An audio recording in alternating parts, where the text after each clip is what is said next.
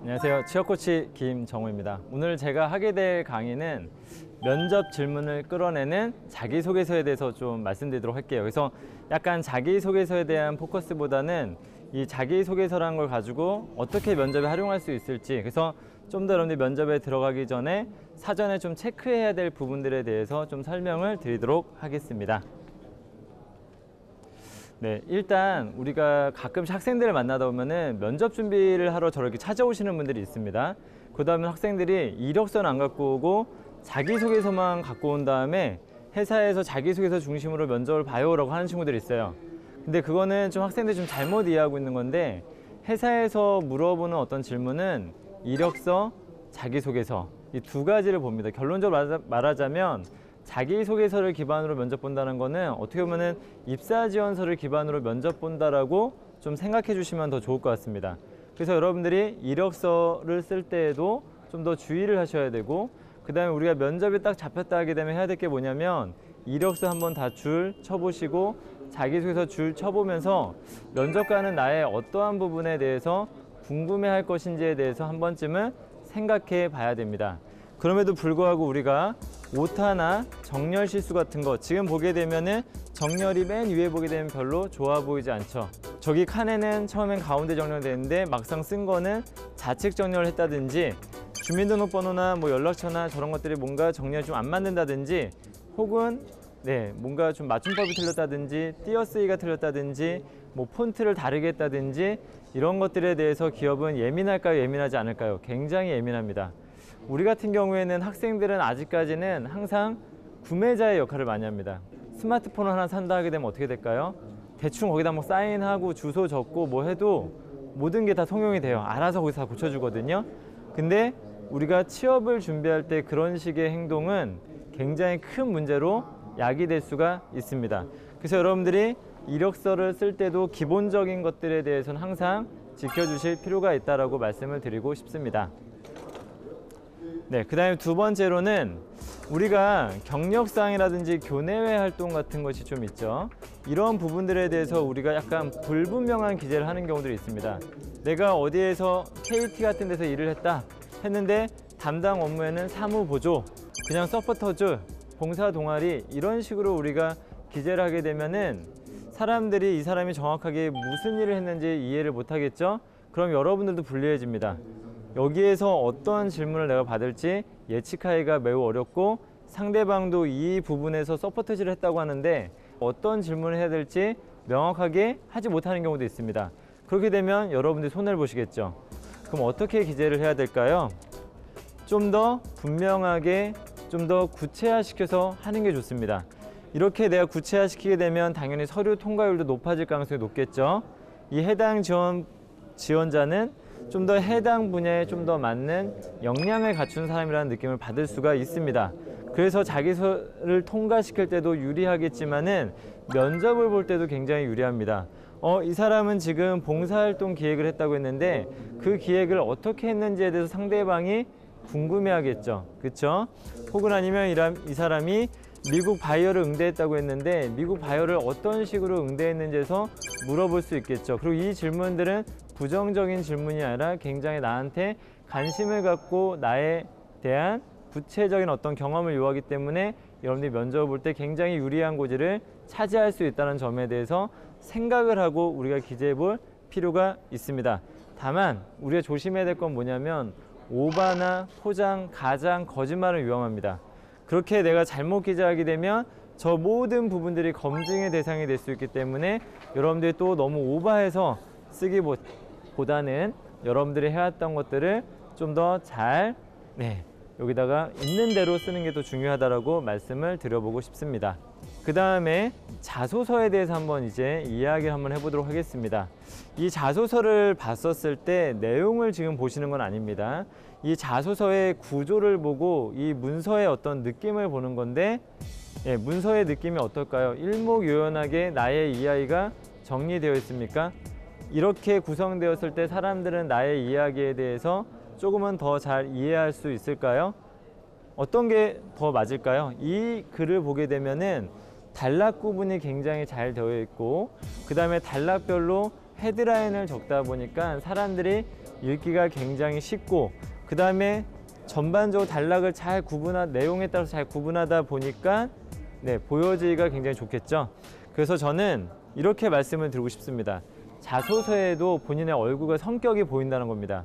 이 사람이 자소서를 그냥 대강대강, 요즘에 학생들이 많이 하는 실수 중에 하나가 무엇이냐면, 자소서가 딱 있으면 그냥 엔터키를 그냥 습관적으로 치는 겁니다. 엔터키를 습관적으로 치게 되면은 저 끝이 계속 들쑥날쑥해 보이게 되면, 어떤 친구들은 왜 이렇게 썼어? 라고 물어보게 되면, 이렇게 보면은 한 줄씩 보게 되면 더 쉽게 볼 수 있을 것 같아서요 라고 하는데, 더 쉬워질까요? 더 어렵게 보여집니다. 눈이 더 아픕니다. 그래서 여러분들 일목요연하게 보여주자. 그래서 자기소개서에 보여지는 이미지 자체도 나의 얼굴이고 나의 성격이라고 생각했으면 좋겠습니다. 그리고 이렇게 우리가 일목요연하게 나의 자기소개를 쓰게 되면 좋은 점 뭐냐면, 회사란 곳은 내가 공학 전공자이든 아니면 문과 전공자이든 문서 잡을 굉장히 많이 해야 됩니다. 여러분들이 엑셀이든 아니면 파워포인트든 워드든 굉장히 많은 서류들을 다루어야 될 어떤 책임들이 있는데, 어떤 생각을 갖게 만들어 줄까요? 아, 이 사람은 내가 딱 뽑게 되면, 일을 딱 맡기게 되면 알아서 문서 처리를 잘 해낼 수 있는 사람이라는 느낌을 상대방한테 심어줄 수 있다. 그래서 자기소개서의 어떤 외형적인 부분, 내용뿐만이 아니라 이런 것은 본인의 얼굴이자 성격이 될 수 있다. 그래서 이 부분부터 여러분들은 호감을 주어야 된다라고 말씀을 드려보고 싶습니다. 그 다음에 우리가 자기소개 쓸 때 주의해야 될 것들이 있습니다. 우리가 부정적 표현을 쓰시는 분들이 많아요. 이거는 실제 사례입니다. 저는 중학교 때까지 왕따였습니다. 어릴 적 저는 아주 소심하고 조용한 아이였습니다. 학생의 해장 시절 저의 의견을 관철시키고자 팀원들과 갈등이 일어났던 적도 있습니다. 프로젝트를 진행하며 심한 스트레스를 받게 되었으며, 이런 식의 표현을 나도 모르게 쓰는 경우도 있고, 이렇게 쓰는 이유는 무엇일까요? 극적인 반전을 노린 겁니다. 뒤에 이렇게 쓰고 지금은 그렇지 않다. 지금은 누구보다 잘 어울리고, 지금은 누구보다 이런 스트레스를 잘 관리하고, 지금은 누구보다 협력하는 자세를 갖고 있다는 것을 강조하기 위함인데, 면접관들이나 아니면 이것을 자기소개를 평가하는 사람들은 그렇게 여러분들의 서류를 깊게 오랫동안 생각하면서 볼 시간이 별로 없습니다.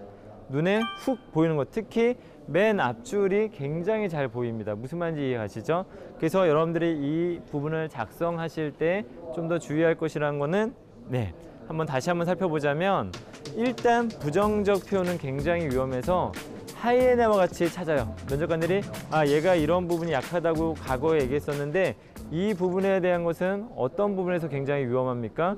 내가 부정적인 표현을 썼기 때문에 압박으로 걸릴 가능성이 높고, 나에 대해서 내가 아무리 항변하고 그 부분을 잘 설명해도 잘 믿어주지 않는 문제들이 발생할 수가 있습니다. 그래서 여러분들 부정적 표현은 압박 면접을 당하고 싶지 않으시겠죠? 그렇다면 압박 면접에 단초를 제공해서는 안 된다는 것을 한 번쯤은 꼭 이해해 주셨으면 좋겠습니다.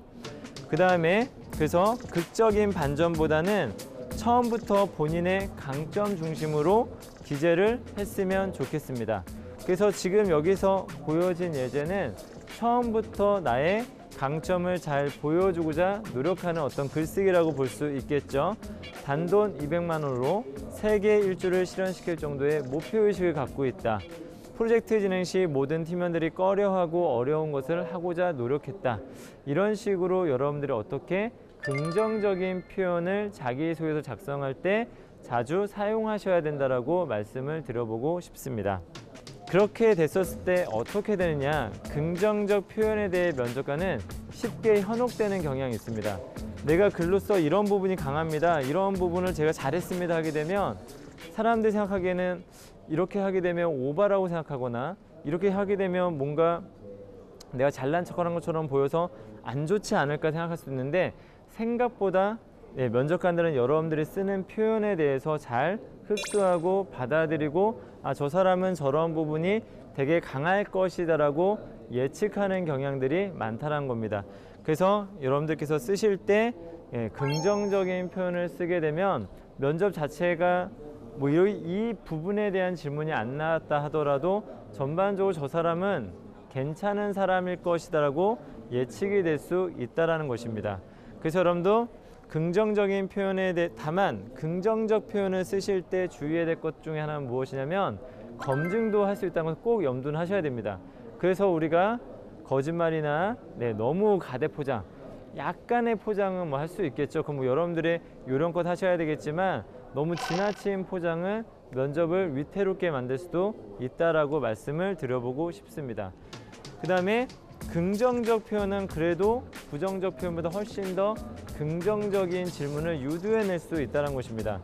예를 들면 사장님 마인드로 일하고자 노력했으면 본인이 사장님 마인드로 어떻게 노력했는지 검증을 하는 것이기도 하지만 결론적으로 이 부분은 긍정적 표현이기 때문에 여러분들이 답을 잘 하시게 되면 이 부분에 대해서 여러분들 충분히 긍정적인 어떤 반응을 일으킬 가능성이 높다. 다만 이렇게 써놓기만 하고 잊어버리시면 안 됩니다. 반드시 이 부분에 대해서 여러분들 면접 노트를 만드셔 볼 필요가 있거든요. 노트를 만들고 이 부분에 대해서 내가 좀 더 면접상에서 어떻게 하면 구체적으로 표현할 수 있을까에 대해서 반드시 고민을 하고 들어가셔야 된다라고 말씀을 드려보고 싶습니다.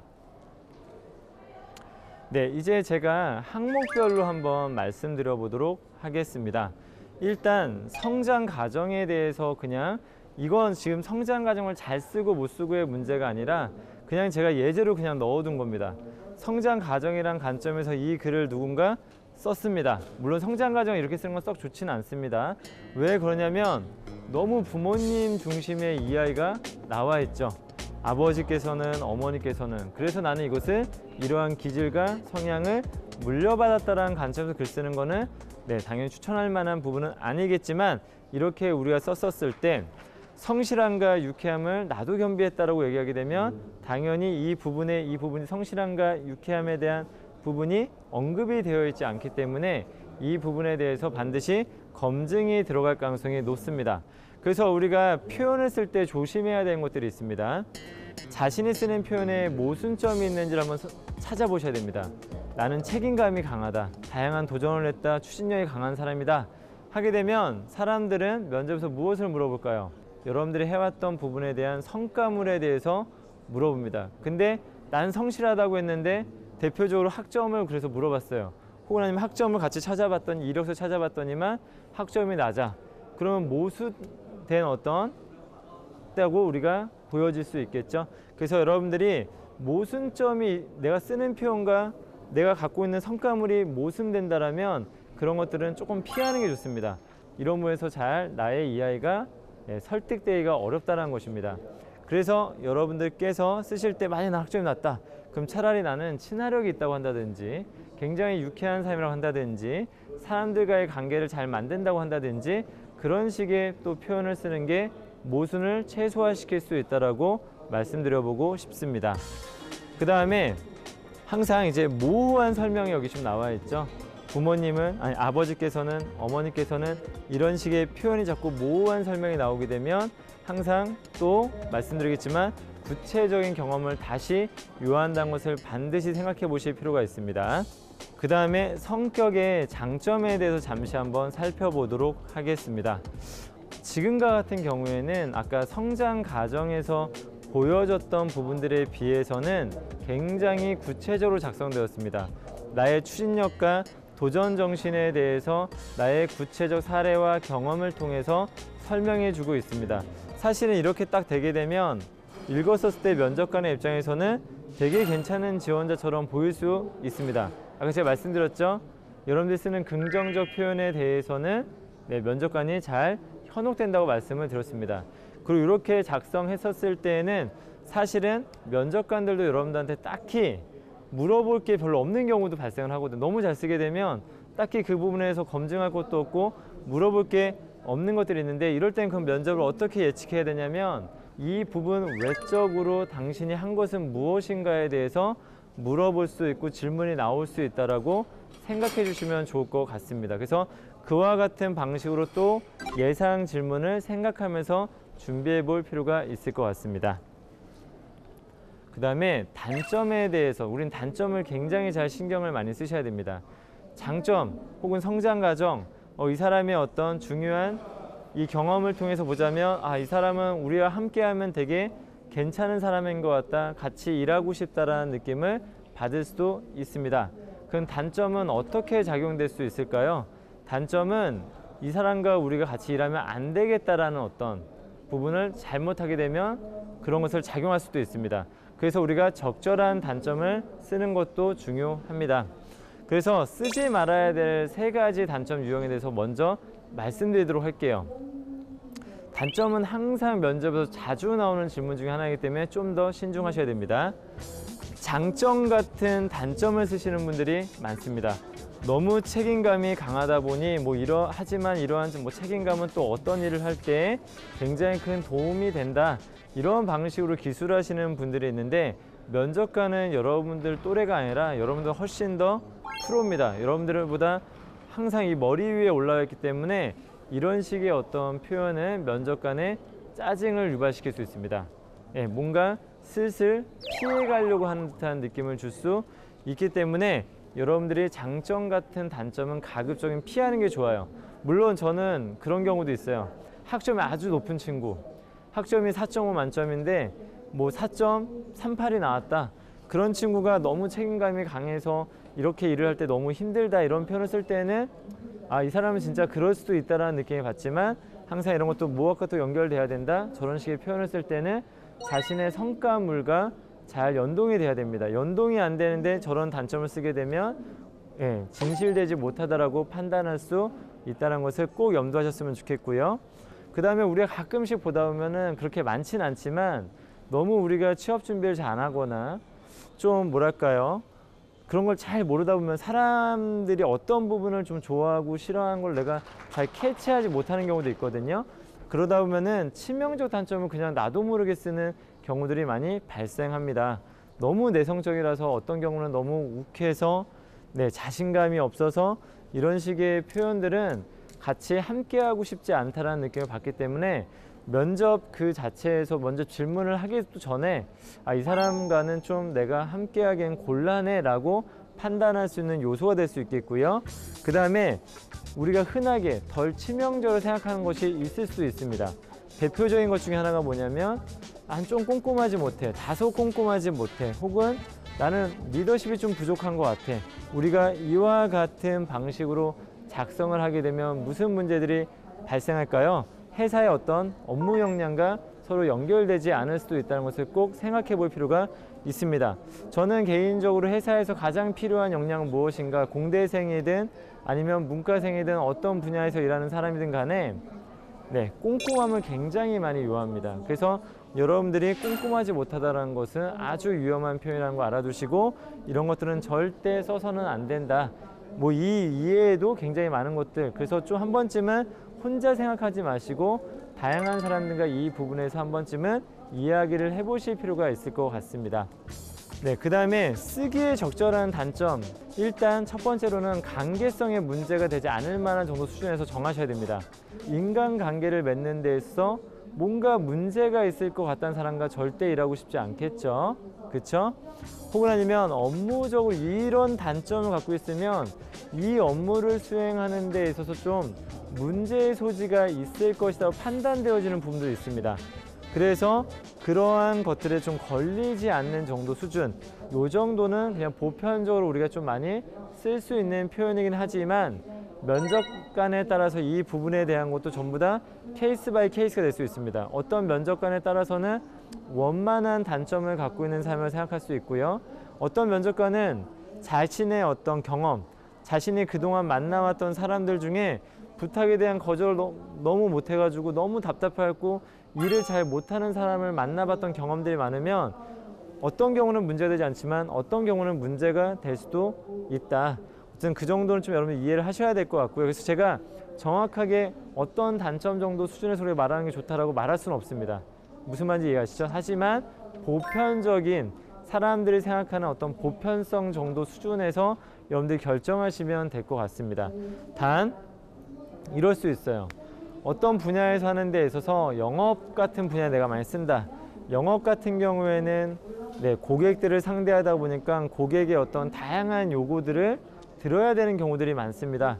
그러다 보면 너무 딱딱딱 잘라서 말하는 사람보다는 좀 거절을 잘 못하는 거나 하게 되면 좀 어떻게 될까요? 그래도 비교적 어떻게 되면 고객의 요구를 잘 들으려고 노력하는 사람이 될 가능성이 높습니다. 하지만 갑자기 직무를 바꿔가지고 구매에 관련된 분야 쓰려고 한다. 근데 그런 분야에서는 이것이 문제가 될 수도 있습니다.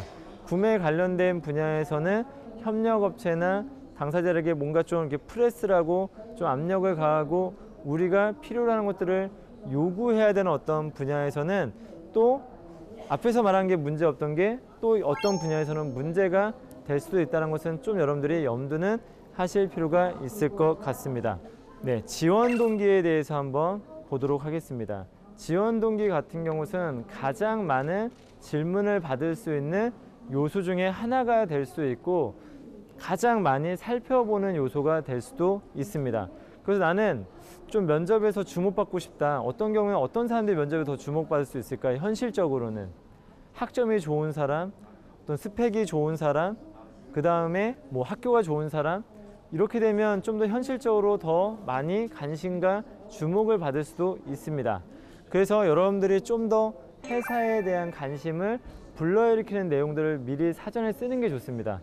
회사에 대해서 아는 바를 쓰는 것이 아니라 회사를 위해서 이 분야를 오기 위해서 내가 노력한 것을 지원 동기에 작성하셔야지만이 내 질문을 끌어나갈 때 면접관이 나에 대해서 긍정적인 질문을 많이 유도시켜낼 수 있다는 겁니다.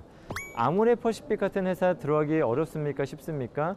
매우 어렵겠죠. 가장 어려운 회사 중에 아마 하나일 겁니다. 근데 내가 아모레퍼시픽 매장 25곳을 발로 뛰어다니면서 조사를 하고 개선점과 장단점을 파악했더라면 반드시 물어볼 수밖에 없는 요소입니다. 그래서 이 부분에 대해서 물어봤었을 때 어떤 걸 개선했으면 좋겠냐고 했었을 때 이 사람이 나름대로 조사한 걸 바탕으로 명확한 대안을 제시한다면 그 사람은 충분히 합격할 가능성이 높아진다는 겁니다. 무슨 말인지 이해가시죠? 그래서 여러분들이 자기소개를 어떻게 쓰냐, 지원 동기를 어떻게 쓰냐는 면접 질문의 질도 달라질 수 있어요. 면접 질문의 질이 나한테 좀 더 유리한 방향으로 흘러갈 수 있다는 겁니다. 그래서 여러분들은 회사와 직무를 위해서 노력한 점에 대해서 가급적이면 지원 동기 내에 명확하게 기술하는 것을 좀 추천해 드리고 싶습니다. 그 다음에 또 하나 정도 말씀을 드려보고자 하면 화장품 관련된 분야의 전문가이신 교수님께 요청하여 교수님의 프로젝트에 참여할 수 있었고 석사생활을 보조하며 다양한 연구 프로젝트에 참여하며 LG생활 건강과 관련된 특허 기술과 관계된 자료도 꾸준하게 서치하며 이것도 지금 뭔가 지원 동기에 대한 어떤 부분을 좀 더 명확하게 자신이 노력했던 점들을 쓰고 있죠. 단 내가 항상 쓸 때에는 저 부분에 대해서 반드시 검증이 들어갈 가능성이 높습니다. 연관된 것들을 했는데 연관된 것들을 안 물어보는 회사는 없습니다. 근데 생각보다 준비를 안 해갖고 오신 지원자들이 많아요. 그 부분에서 생각하지 않고 와서 문제가 되는 경우들이 많기 때문에 언급한 부분에서는 반드시 책임을 질 정도의 자세를 갖추었으면 좋겠습니다. 그 다음에 지원 동기는 어떻게 보면 또 최악의 독이 되는 경우도 있습니다. 어쩌다 보니까 서류는 통과가 됐어요. 근데 지원 동기를 봤더니만 이럴 수도 있거든요. 회사에서 인사 담당자가 전지전능하지 못합니다. 1차적으로 서류를 뽑았어요. 그래도 이 사람 괜찮은 사람인 것 같은데 그 관련된 분야에 대한 직무 스펙을 정확하게 이해를 못한 상태에서 뽑는 경우가 발생할 수 있습니다. 이 정도 사람이 여기에 맞겠지 했는데 현업자들이 봤을 때는 이 사람이 뭔가 잘못 지원했다고 생각할 수도 있습니다. 이건 그냥 하나의 사례입니다. SK텔레콤에 내가 지원하고 있는데 내가 취업 전용 어플리케이션을 개발해보고 싶다는 강한 의지를 천명을 했습니다. 근데 회사는 이럴 수 있거든요. 우린 여기 별로 관심이 없는데 얘는 왜 엉뚱한 얘기를 썼지? 하게 되면 여기서 또 문제가 될 수 있기 때문에 올바른 이해를 정확하게 한 다음에 지원 동의를 작성하라고 말씀을 드려보고 싶습니다. 내가 앞으로 하게 될 일이 무엇인지, 우리 회사가 하는 일이 무엇인지를 명확하게 이해한 상태, 그냥 상상한 상태에서 쓰시는 분들이 많다는 거 염두하시기 바라고요. 그 다음에 업무상 강점에 대해서 물어보는, 우리가 지원 동기임에 또 업무상 강점을 쓰게 되는데 업무상 강점에서 이렇게 우리가 써내려갈 수 있습니다. 첫 번째, 두 번째, 세 번째. 근데 우리가 다급하죠. 자꾸 서류는 떨어지고 뭔가 난 한 건 없고 하다 보면은 오바를 하는 경우도 있어요. 실제 과거에 이전에 LG 패션에 그 당시 합격했던 친구가 있었는데 서류상에서 이 친구가 패션 분야에 대해서 사실은 문외한인데 그냥 막 잡지 같은 것도 되게 많이 보고 패션 업계 트렌드도 굉장히 많이 한다고 서술을 했습니다. 네, 이 친구 면접할 수 있었을까요? 면접을 못 갔습니다. 왜냐하면 실제로 본인이 한 것이 아니었기 때문에. 그래서 여러분들이 검증 가능한 정도의 강점과 준비, 내가 검증을 했었을 때 충분히 답할 수 있는 수준을 가시는 것이 중요하다고 말씀을 드려보고 싶습니다. 그 다음에 또한 업무 이해를 바탕으로 포부를 또 작성을 해야 된다. 우리가 포부를 보게 되면 학생들이 가장 많이 실수하는 것은 무엇이냐면 상상을 해서 쓰시는 분들이 많아요. 제가 최근 며칠에도 이 공채기간에 다양한 학생들의 서류를 보다 보면은 엉뚱한 이야기들이 많습니다. 포부에 무슨 근거로 이 포부를 쓴 거냐고 했었을 때 본인의 상상력을 발휘해서 쓰는 친구들이 많습니다. 상상력을 발휘하는 것이 아니라 해당 회사, 해당 직무에서 철저하게 이해를 하고 이해한 바를 바탕으로 계획을 쓰셔야 됩니다. 그래야지 상대방이 봤었을 때 해당 분야에 잘 이해를 하고 한 지원자라고 볼 수 있고 이걸 통해서 또 면접상에서 긍정적인 감정을 받을 수 있습니다. 이 사람은 해당 분야에 대한 충분한 준비가 된 사람이다라고 볼 수 있겠습니다. 다만 직무 파악이 전혀 안 된 입사 부문은 집중 공격의 대상이 된다는 것을 좀 더 알아두시고 여러분들 이러한 부분에 맞추어서 전반적으로 자기소개를 작성해 주셨으면 좋겠습니다. 그래서 여러분들이 자기소개를 쓰더라도 항상 면접에 이것이 어떻게 작용될 것인가에 대해서도 한 번쯤은 생각하고 꼭 자기소개서를 작성해 주셨으면 좋겠습니다. 네, 끝까지 경청해 주셔서 감사합니다. 네, 수고하셨습니다.